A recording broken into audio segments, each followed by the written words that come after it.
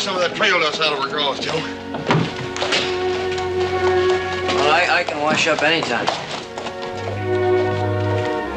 Joe, you got time for that later. Come on. Get him out of here! Unhand me, varlet! What's he saying? Remove your filthy hands from my person. Oh! Imbecile, traitor, mécréant. You varlet!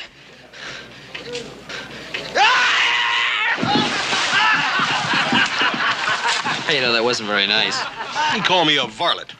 You know what a varlet is? It's one of them English sissies that goes around dressing up the counts and them dukes and such. That's a valet. Huh? Valet to you. Oh, yeah. Well, varlet's probably something even worse. Sir, I demand satisfaction. Do what? You have humiliated me in front of all these witnesses. I shall not rest until I obtain full satisfaction. He means he wants to fight a duel. You must be joshing. You ain't even got a gun. As the insulted party, I have the choice of weapons. I choose swords. I wouldn't even know how to handle one of them things. I shall teach you, mon ami.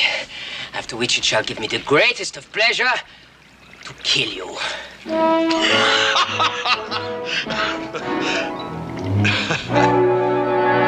Lady. Lady, please, lady, don't go crying. Look, lady, I don't like to do this either. Louise, un moment, j'arrive. Qu'est-ce qu'il y a?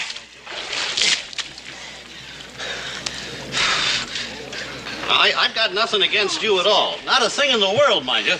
It's just, well, it's him. Qu'est-ce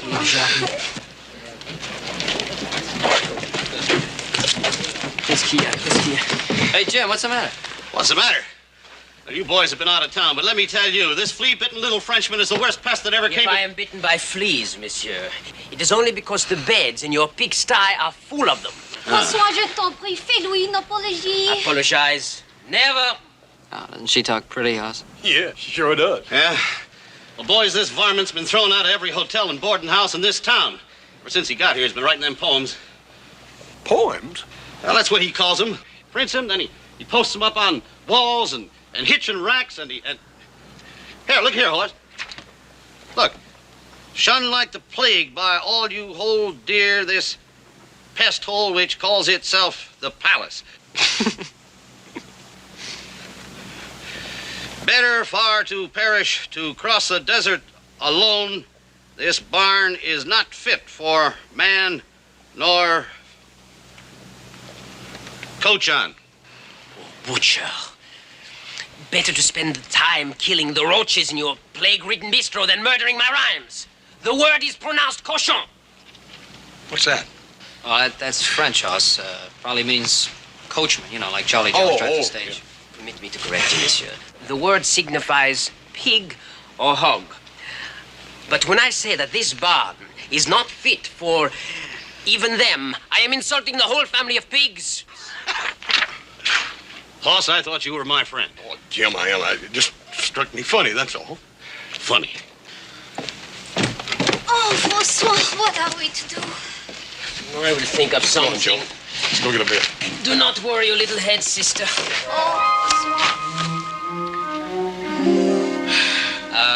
Excuse me, did you say the little lady was your sister? Mais certainement. It's plain to see she's not my brother. It's good to know you, Joe. It would have been a distinct pleasure to kill you, monsieur. But since my sister and I can find no shelter in this barbaric village, we are compelled to take the next coach to San Francisco. My brother and I just brought some cattle up to the high country. That road's been closed by a landslide. At least a week before a stage can get through there. Oh, François. Well, look, miss, since you have no place to stay here in town, I wonder if you might not accept my invitation to put up with us out at the Ponderosa. That's our ranch. Hey, Joe, don't you think we ought to talk to Pa about it first? Oh, what do you mean talk to Pa? I mean, this is exactly what Pa would want us to do. After all, he doesn't want some strangers leaving our little town with a low opinion of our hospitality. Hospitality? Joe, did you hear that? That little fellow wants to kill me. Oui, monsieur. I shall be delighted to accept, monsieur. You are so very kind, monsieur. How can I ever repay you?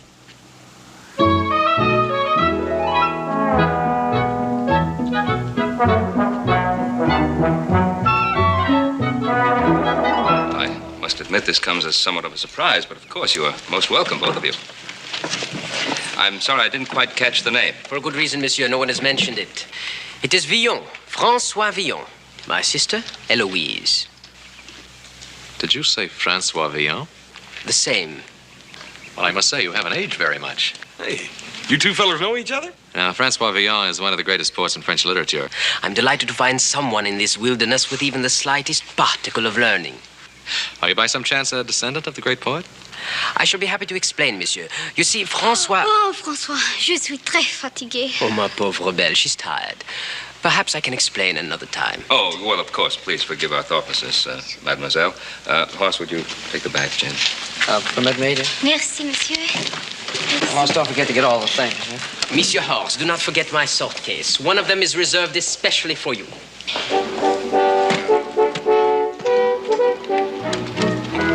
What does that mean? Oh, I neglected to tell you. How stupid of me. It is a painful necessity, but I fear there's no way it can be avoided. I must obtain satisfaction from your son. Monsieur? Monsieur?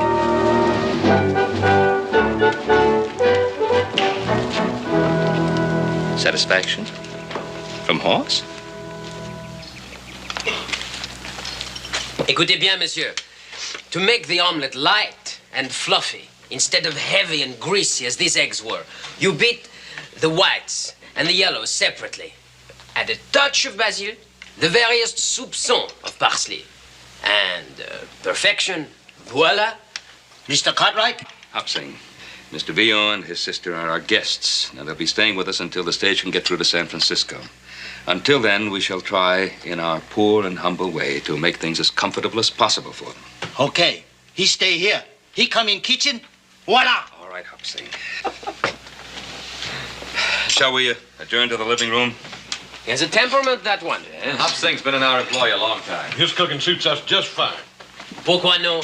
It's a country of barbarians. Sans taste, sans delicacy. François, no! Don't worry, Eloise. We don't take what he says too seriously. But he takes himself, how do you say, très sérieusement. That is the big trouble. Ça suffit, hein? Trop de parler. François, je t'en prie. Tais-toi. Come on. Let's not have an argument, all right? Vous êtes très gentil, monsieur. Oui, il est très gentil, le pauvre garçon. Qu'est-ce que voulez-vous? Rien. No, look, I got a great idea. Why don't I take you outside and show you some of the ranch? It's really very beautiful. As a matter of fact, I'd like to show you the lake. Le lac? Oui, le lac. Yeah, what about it? Je serais enchantée, monsieur. Oh. Au revoir, François. Au revoir.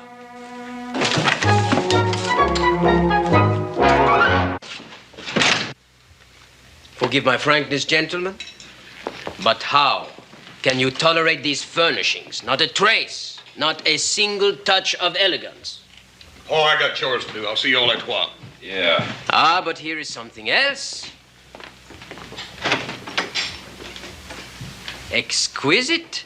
Well, thank you. I'm glad you like them. Yes, I do, monsieur, very much. Thank you again.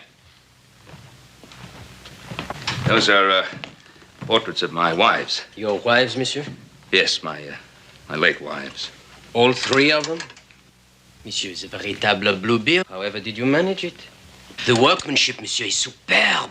The frames, they are of gold, no? The frames, they are of gold, yes. Now, what has that got to do with my... Easy, Pa. Monsieur Villon, that's not the matter which we wish to discuss. If you would honor us by sitting down. Votre service. We would like to hear that explanation that you promised us earlier. About my name. Oh, yes, with your permission.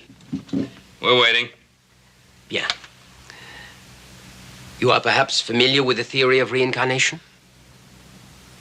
I've read about it. Then you will understand when I tell you that I am the living reincarnation of François Villon. No, monsieur. Do not look down your nose at me. I, too, was skeptical at first. Now, you don't expect me to believe that... To give an instance, one day I reflected on the beauty of ladies, how quickly it fades, and I asked myself... Where are the snows of yesteryear? Précisément. Imagine my surprise to learn that the same words had been written 4 centuries earlier by a poet named François Villon. Now, what's so surprising about that? You probably heard the line somewhere before and it's stuck in your mind. Impossible, monsieur. My parents were ignorant peasants. I was what you call self-educated. But until that time, I had never read Villon. Proving what? Allow me, monsieur. Villon was born in 1431 at the time of the harvest.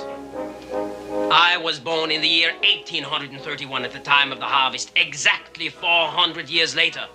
Another coincidence. It's much more than a mere coincidence.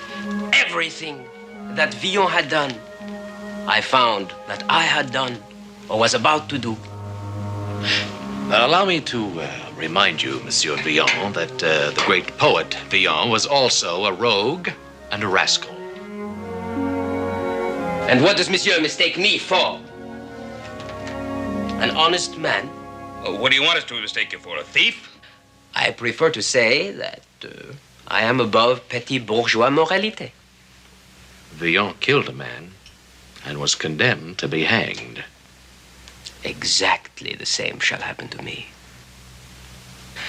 One cannot change one's nature nor one's destiny. It is written in the stars. All right. All right. Now let's, for argument's sake, assume that you are sincere about being this François Villon brought back to life. Now, that does not concern me.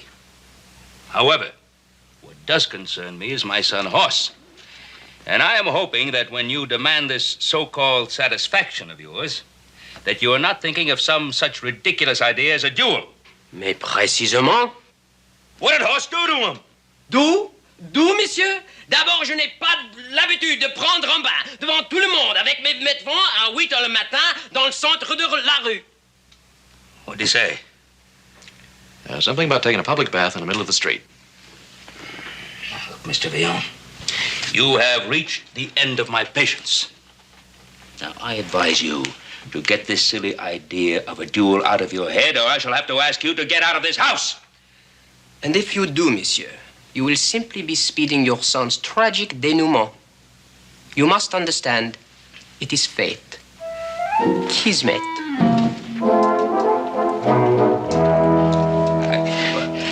Don't take him seriously, Pa. He's just an actor playing a part. Seriously, he's just an actor playing a part. Did you hear what he said? He's going to duel with Horse. Well, just because he says he's a duelist doesn't make him a duelist, no more than saying that he's Villon makes him Villon. When you come right down to it, he probably can't even handle a sword at all.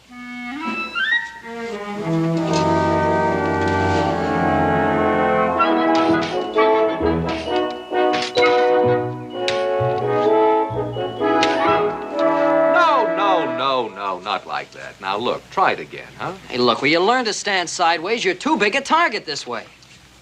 Oh, come on, Joe. I'm too big a target any way you look at it. Now, look, this isn't a fist fight. You better get that through your thick skull. All right, look, let's start from scratch. But you hadn't said that. That makes me nervous.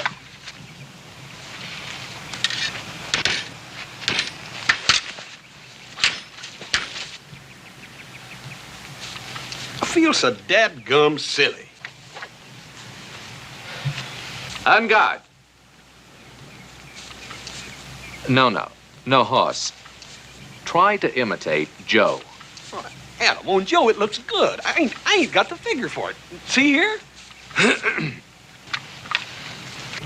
Well, don't worry about your looks. Just keep your side turned towards him. Watch your sword point. Side to him and point the sword.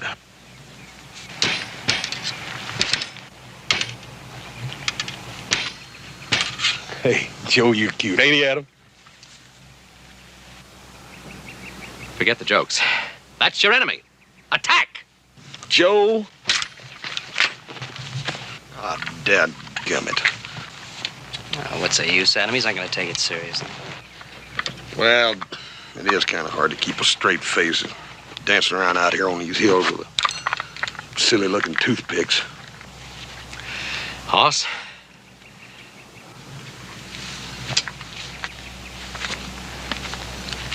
I want you to think. Concentrate.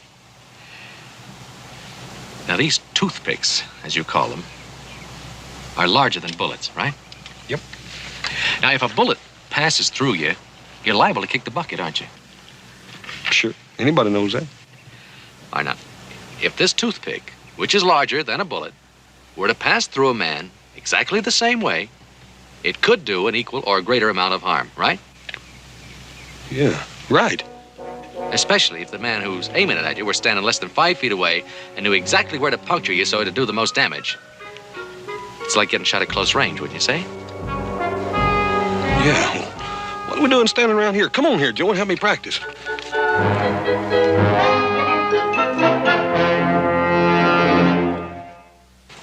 Now, show me that thing where you do this. Second.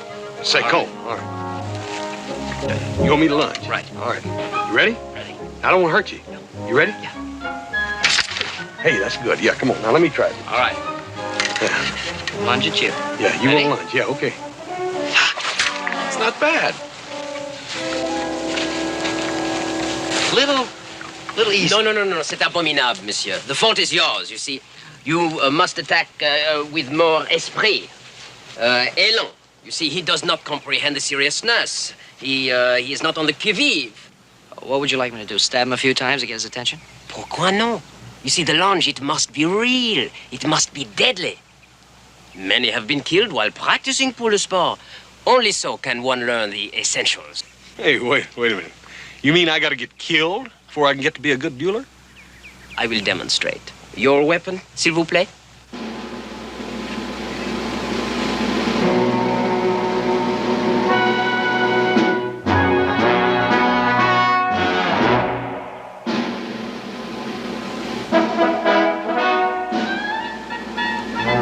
Now, for the seriousness.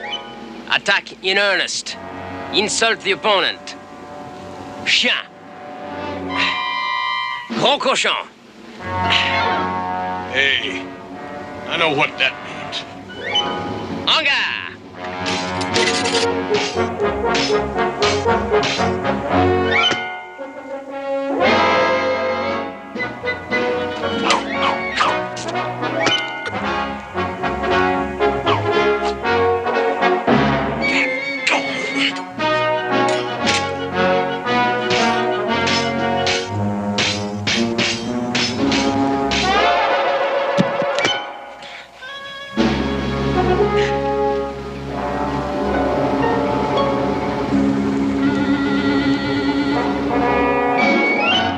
Monsieur, I hope you've learned something.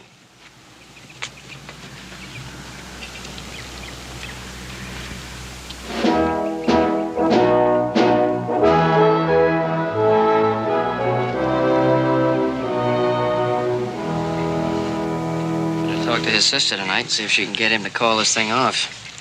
Yeah, it may be our only solution. At least we'll have a full moon for it. Yeah, listen, little brother, you talk real good here. Don't you let that moon get your mind off what's important.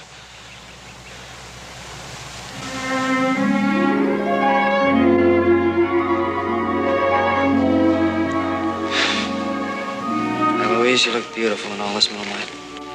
You talk so pretty, monsieur. I could listen to you talk all night. Oh, talk? Oh, you know, that reminds me. There was something I wanted to talk to you about. Why don't we go over there and sit down? Oui, monsieur.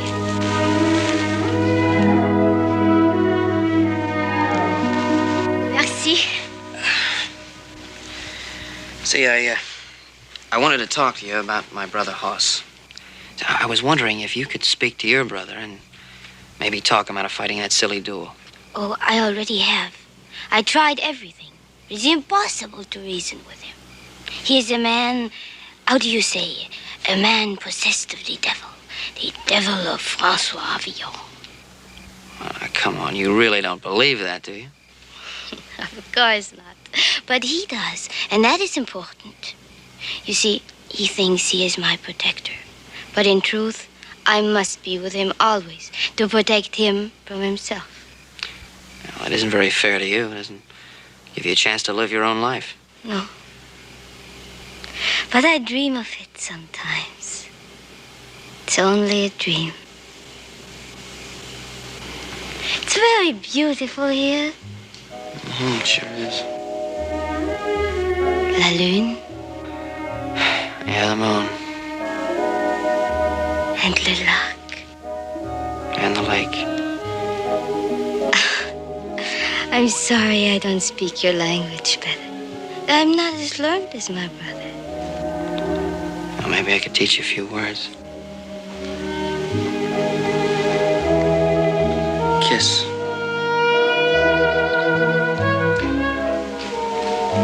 In French, we say baiser.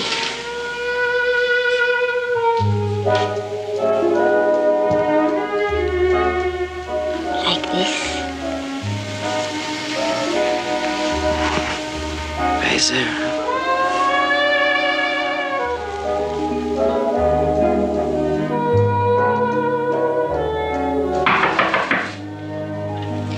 Qui est-ce? C'est moi, François. Oh, entrez.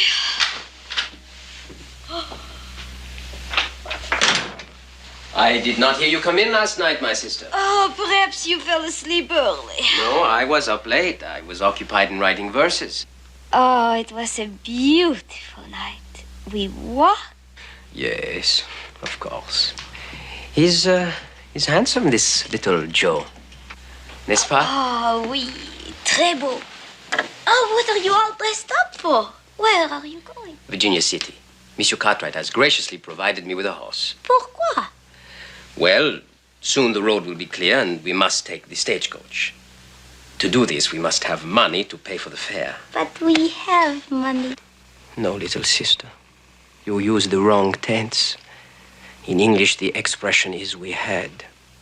Oh, je ne comprends pas. In this country of barbarisms, there is one more barbaric than all the rest. A game called poker. It has not the delicacy, the finesse of baccarat or chemin de fer. You have lost our money. Only a small sum remains. And now you go to gamble again? You're going to lose everything. No, little sister. Now I do not gamble.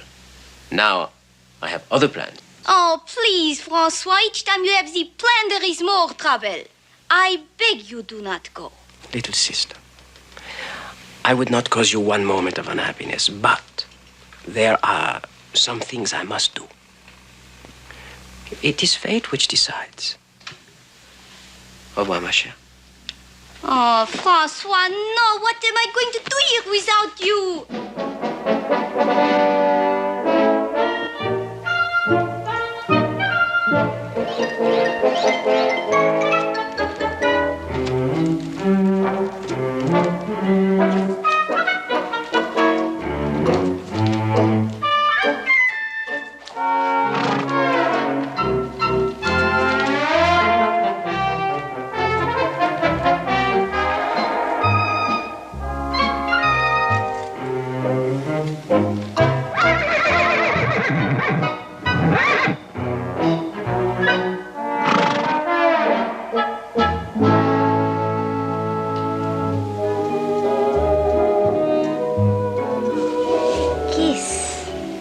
Little Joe, you teach me so much.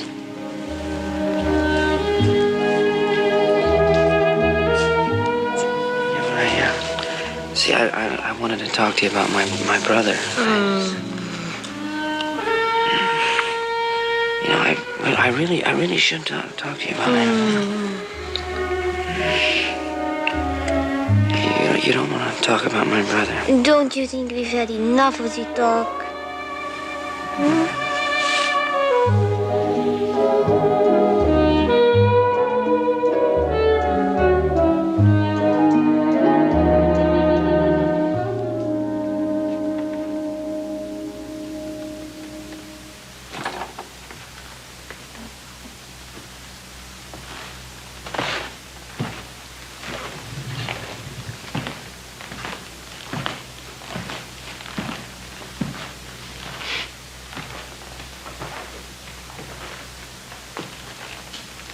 Francois should have been back by now.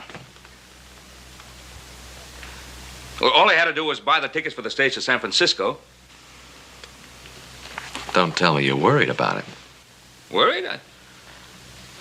I suppose I am worried about him in a way. Well, I admit he gets me riled up at times, but, well, you can't take him serious. He's like a little child. Well, you have another child to worry about. A big one. Oh, I can't believe he's serious about wanting to fight a horse. Can't you? Well, let me remind you that his idol once boasted of killing a man with a sword. Feels he must imitate him, live his life all over for him. Well, that's just a lot of talk. Little boys talk. Well, it sounds like your little boy might be returning.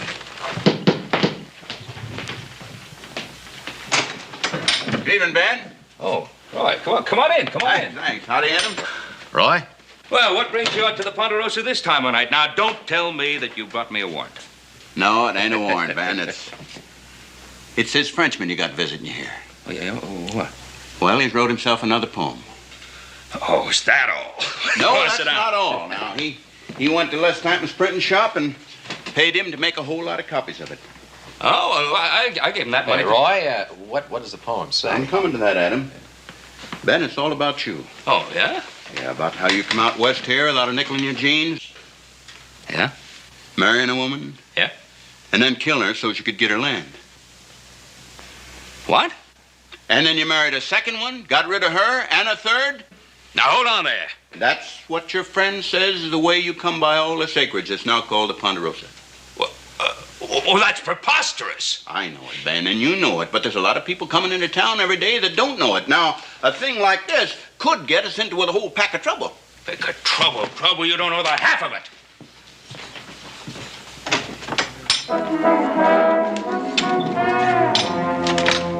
Ah, bonsoir, monsieur. Bonsoir. Oh, bonsoir, you. Faking Frenchman. Now, take it easy, Pa. Take it easy. Remember what you said. He's just a little boy. He's not responsible for what he does. Now, when I want your advice, I'll ask for it. Ben, you get hold of yourself now. If you want this man locked up for libel, I'll take him into town right now. But I'm not going to stand for any violence, you understand? Violence? Sheriff, there's one thing I will promise you. There won't be any killing. Now, I'll admit that he gave you plenty of cause to get mad, but after all, he didn't commit any real crime. Crime? What do you call that poem? It's not the same as horse stealing, now, is it? I'm going to get back into town and pull them things down.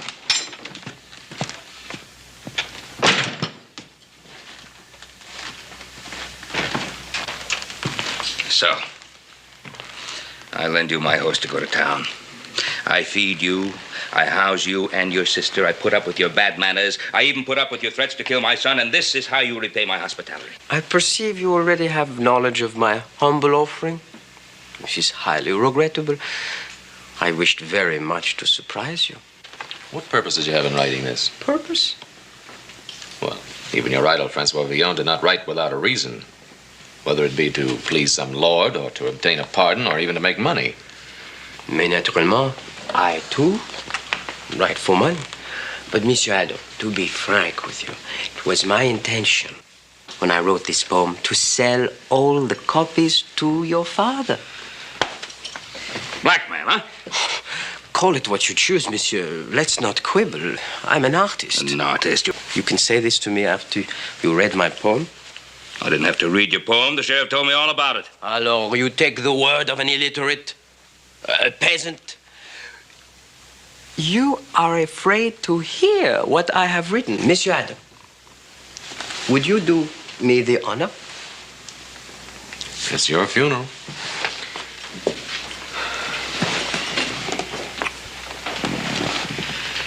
Ballade in honor of my gracious host, the Lord of the Ponderosa. France had her Gilles de Retz, Italy her Cagliostro. Cleopatra trained vipers as her pets, and the Borgias' banquets saw hundreds fall. But the Lord of the Ponderosa is master of them all. Bluebeard had a surplus of wives. Henry VIII had far too many lovely ladies, all who laid down their lives, and others there were who heeded the butcher's call. But the Lord of the Ponderosa is master of them all. Infamous Pharaoh. All right. That's enough. I've heard enough. Oh, you know, Pa, when you considered it simply as poetry, it really isn't too bad. Bad, I told you all that reading would affect your mind. All right, Mr. Villon, time for some plain speaking. I've let you stay here this long only on account of your sister. But sister or no sister, you get out of here tonight, both of you. Pa, you can't do that. Oh. Well, I'm sorry, mademoiselle. Pa, you promised both of them that they could stay. I don't know what Francois has done to make you so mad, but whatever it is, you shouldn't let him rile you. After all, Pa, he's just like a little child. Now, you stay out of this. Yes, sir. Excuse me, mademoiselle. I do not wish to expose you to this unpleasant scene. We will pack at once, monsieur. My brother and I thank you very much for all your kindness. Now, well, wait a minute. Wait a minute. Well, little Joe's right. I did make that promise. You and your brother can stay here until that trail is cleared. No, it would be imposing too much. Well, my dear, as far as you're concerned, it's no imposition at all. We accept. To leave now would be most inconvenient. I have some unfinished business. Now, look, if you're still thinking about that stupid duel of yours... Monsieur Cartwright, you have proven that you are a man of your word. I am a man of my word. Your son's insult can only be wiped out with blood.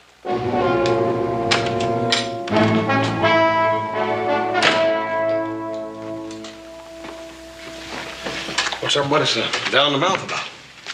Au contraire, monsieur. I am, as you say, very much up in the mouth. Bonsoir, monsieur. Eloise.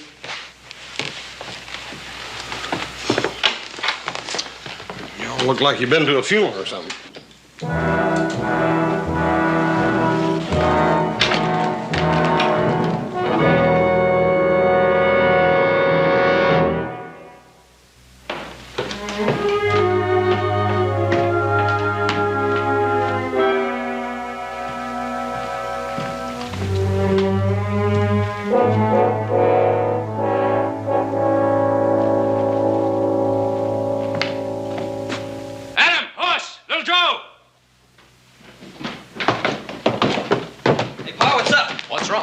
Your mother's pictures, they're gone.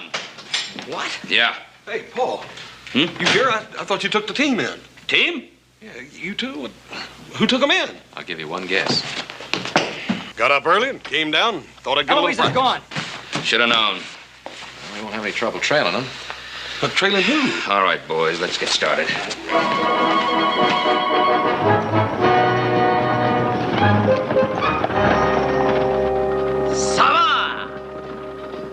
Do not be sad, little sister.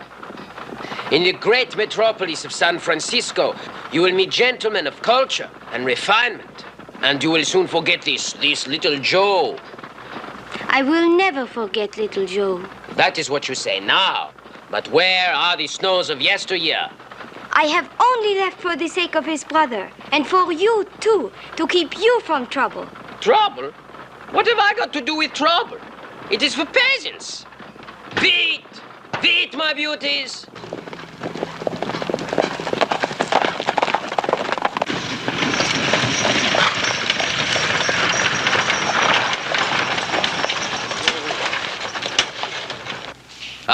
San Francisco. That way. Sava!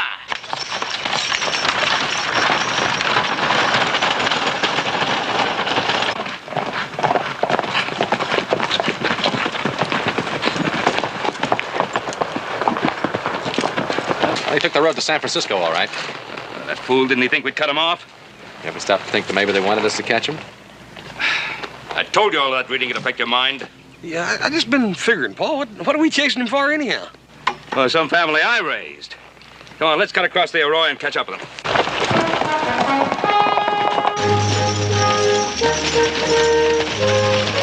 Hey there! Hey there, Paul! Now, let's go!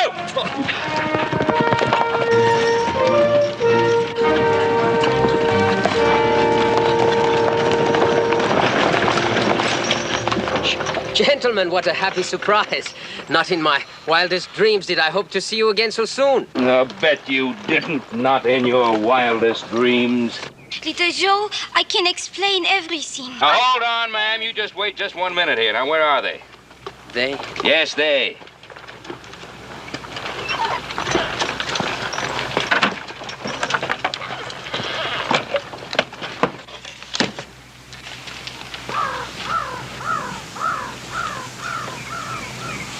François! Our stay at the Ponderosa was so pleasant. I felt sure you would not object if we took back with us some small memento, a souvenir. How could you do this thing? It was not very difficult. Well, you're just lucky there are no scratches on them. Otherwise, I might have to take the law into my own hands. The law, monsieur? Yes, the law. It might come as a shock to you to find out, sir, that horse stealing is punishable by hanging in this part of the country. The horses! But François, you told me that... Pa, you couldn't hang a man just for borrowing a couple of horses. Horse is right, Pa. I mean, that's carrying a little bit too far. I'm afraid that decision is not up to us. You see, Pa made a solemn promise to Sheriff Coffey that he wouldn't turn him in unless he committed a real crime, and looks like this is it. Yeah, well, now, wait a minute, Adam. Oh, Adam is right, boys. I guess I did make that promise. You can't take a man in to be hanged. That's up to Sheriff Coffey. No Cartwright has ever set himself above the law. But Adam... No buts, boys. I gave my word. No. No. The great François Villon was also condemned to be hanged. Do you still continue to doubt, monsieur? Perhaps now you will agree that it is possible for a man to be inhabited by a spirit of one that has lived many years before. Perhaps. No. No, it's not true. Don't weep, little sister. One cannot escape one's destiny. It is fate. Kiss me.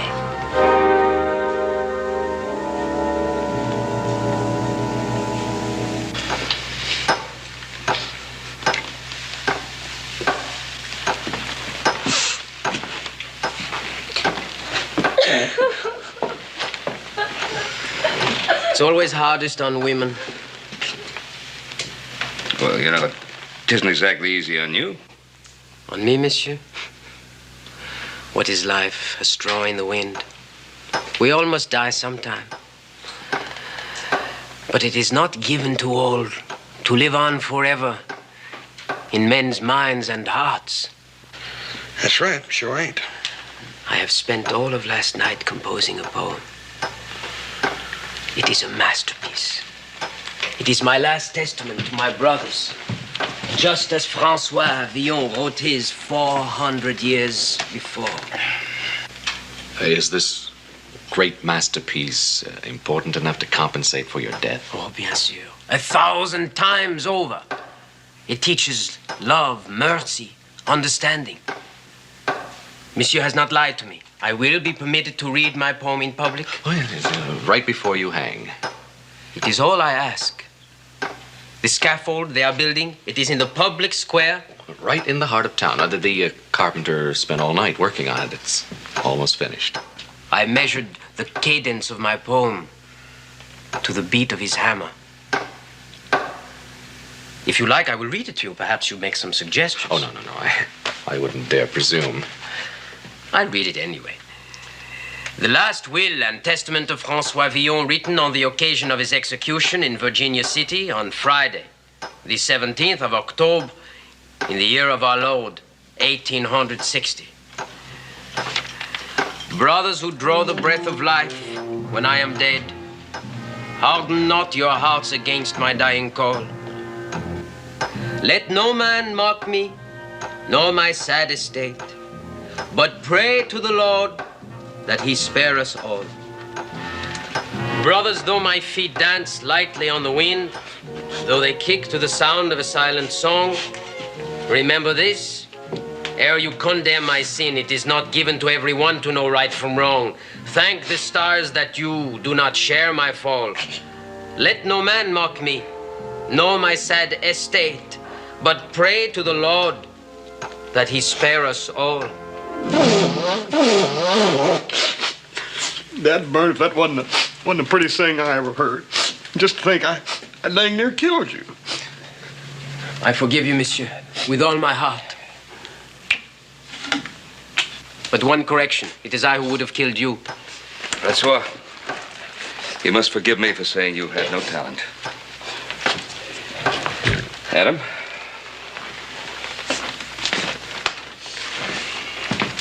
It's too bad you've got to die to prove it. That's the whole point, monsieur. I part with life in order that my words may live. One thing worries me, though. What's that, monsieur? I made a mistake? My English is no good? No, I was thinking about your sister. You frightened me for a moment, monsieur Adam. My sister? You think I have given her no thought? Well, You think I have not noticed how things stand between her and little Joe? Little Joe? After I'm removed from the scene, she and little Joe can be married. married.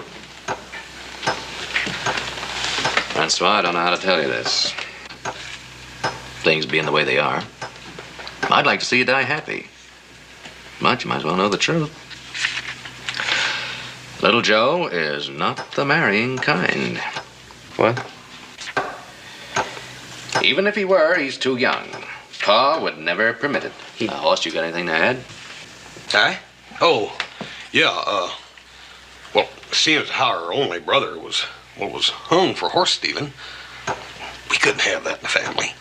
No, people would talk. You mean he's been leading her on? He's a scoundrel? A roue? I challenge him to a duel! Hey, wait a minute. Ain't you forgetting something? You have a date with the hangman first. But my sister Eloise can hardly speak the language. She's helpless without me. She's all alone. Well, she wouldn't be alone for long. What do you mean? Well, there are lots of dance halls that need hostesses. Men get tired of looking at the same old faces. My sister, a dance hall girl? Doesn't matter that she doesn't speak English too well. Why, some of the men might like her even better for it. First thing you know, they'd all be calling her Frenchie. Chien, cochon! Hey, wait a minute. You don't want to hang for murder, too, do you? I cannot hang. I must provide for my sister.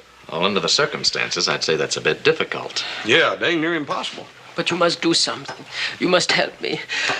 Eloise. Well, even if we could help you, what difference would it make? You can't escape your destiny. Sooner or later, your sister would end up in the same boat. No. I would take care of her. I would never leave her this way. Do you really mean that? Of course I mean it. What do you think I am? Un cochon? Hank! Hank! Hank, you can stop that hammering now. The scaffold, she's finished, yes? It was never started. Okay, Sheriff.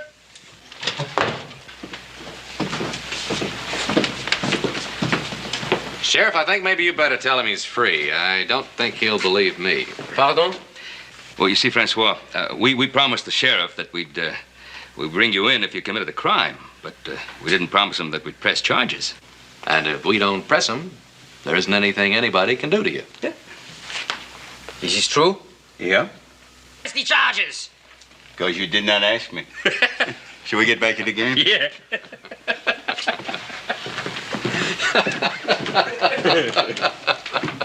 Oh, Francois, don't feel too badly about not getting hanged. At least you got a chance to write your epic poem.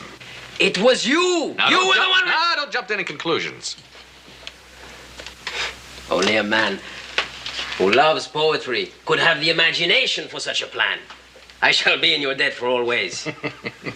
Well, maybe it was kind of a dirty trick, but I hope you learned something of a lesson. A lesson. What greater lesson can a man have than to be saved from the hangman? And just think, mes amis, how few are fortunate enough to profit by the experience. C'est bon.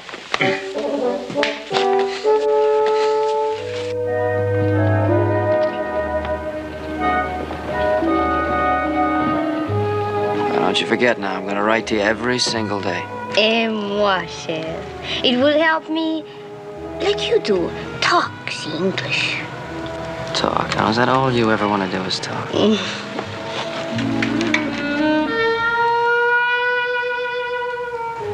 Au revoir. Merci mille fois for your hospitality. For the cash you've been generous enough to lend me. And above all, for the lesson. I hope it sticks. Oh, mais certainement. François. Touché. En gare.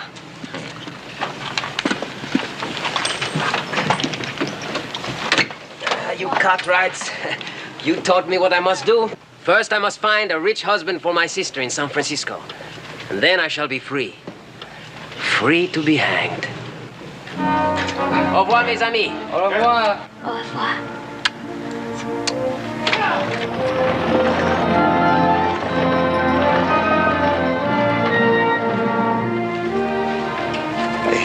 Do you hear what he said, Paul?